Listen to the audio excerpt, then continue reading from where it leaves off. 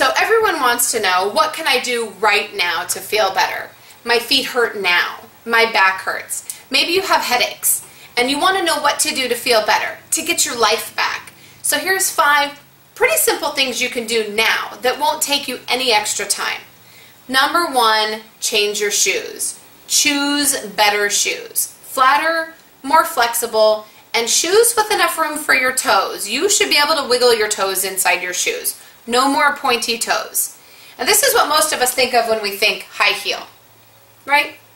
But even if you don't think you wear a high heel, this is a shoe with a heel. Anything above 0 is a positive heel, like this. Now this is a flatter, more flexible shoe. Love this. Very thin soled as well. And this would be a great transition to something flat for a man's casual shoe. See how bendy this is? This is what you want. Now, if you've been wearing high heels, you're going to, even low ones, you're going to want to transition gradually down to a flatter and flatter shoe.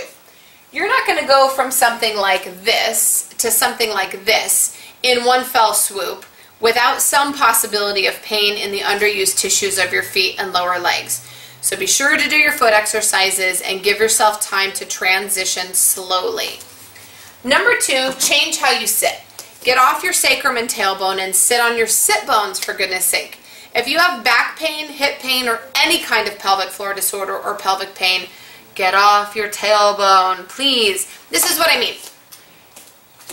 When most of us sit, we're sitting with a tucked pelvis, kind of the pelvis rolled underneath us. So I'm kind of back on my tailbone here. That's not a good position for your pelvic floor or your hip joints or your spine. So allow your pelvis to roll forward until you can feel yourself sitting on those bumps underneath your butt. You might even try sitting on a rolled towel to make that easier. Number 3, sit less. And when you do, change position often. If you have to sit or think you do, stand more.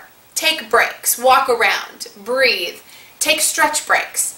If you have a laptop, this is even easier. You can create yourself a dynamic workstation. You can sit on the floor for part of the time, on a low stool. You can stand for part of the time, etc. Get creative. Number 4, start walking with your feet pointed straight ahead. Can you see my feet here?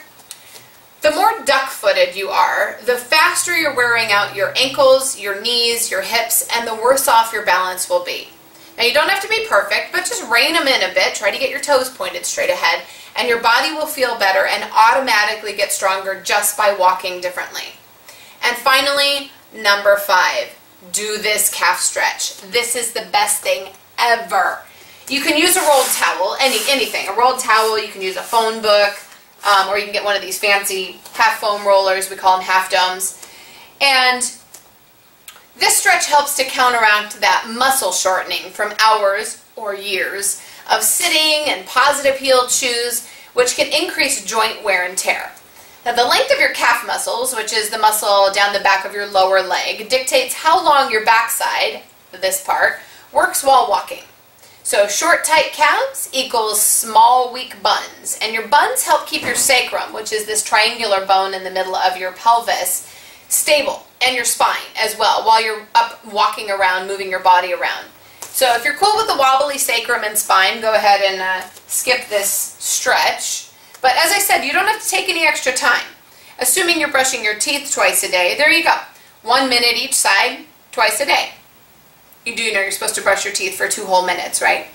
Okay, so there you go. 5 things you can do right now to improve your health and get out of pain. Here's to your health.